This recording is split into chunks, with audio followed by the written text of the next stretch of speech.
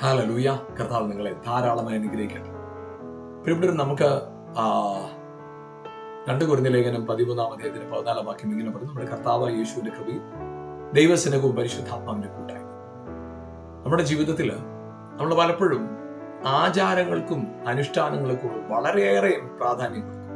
അർഹിക്കുന്നതിനേക്കാൾ സ്നാനം, കർത്താവിന്റെ മേശ എന്നിവയ്ക്കൊക്കെ സ്നാനപ്പെടുന്ന സ്ഥലത്തിനും പ്രായത്തിനും സ്നാനപ്പെടുത്തുന്ന വ്യക്തിക്കും വെള്ളത്തിനൊക്കെയാണ് അമിതമായ പ്രാധാന്യം കൊടുക്കുന്നത്. അതുപോലെ ലോർഡ്സ് ടേബിളിൽ, കർത്താവിന്റെ മേശയിൽ അവിടെ നമ്മൾ ഉപയോഗിക്കുന്ന വസ്തുവകകൾക്കാണ് പ്രാധാന്യം കൊടുക്കുന്നത്. എന്നാൽ പ്രിയപ്പെട്ട യഥാർത്ഥത്തിൽ അവയ്ക്കൊന്നുമല്ല പ്രാധാന്യം. അത് നമ്മുടെ മുൻപിൽ തുറന്നു കാണിക്കുന്ന ചില ദൈവിക സന്ദേശമാണ്. അതിനാണ് പ്രാധാന്യം.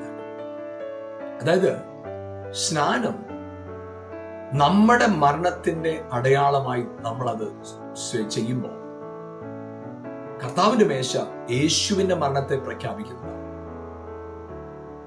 അപ്പൊ അതുകൊണ്ട് തന്നെ സ്നാനം എന്ന് പറയുന്നത് ഞാൻ ഇന്നുവരെ ആയിരുന്നത് പലതിനോടും വേർപെട്ടു എന്നതും, കർത്താവിന്റെ മേശ പറയുന്നത് ഞാൻ ക്രിസ്തുവിനോടുള്ള കൂട്ടായ്മയിൽ നിൽക്കുന്നു എന്ന അർത്ഥത്തിലാണ്.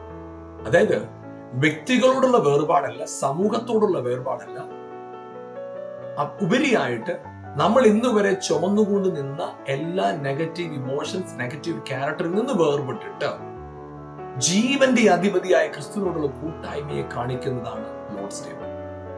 അപ്പോൾ ഇത് രണ്ടും അനുഷ്ഠിക്കുന്നതിനപ്പുറമായി കർത്താവിനോടുള്ള കൂട്ടായ്മയിൽ നാം എത്രത്തോളം നടക്കും, അതിനാണ് പ്രാധാന്യം.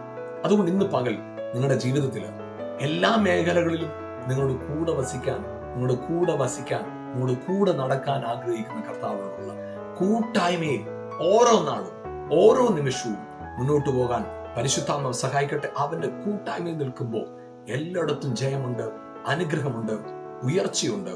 God bless you. Amen.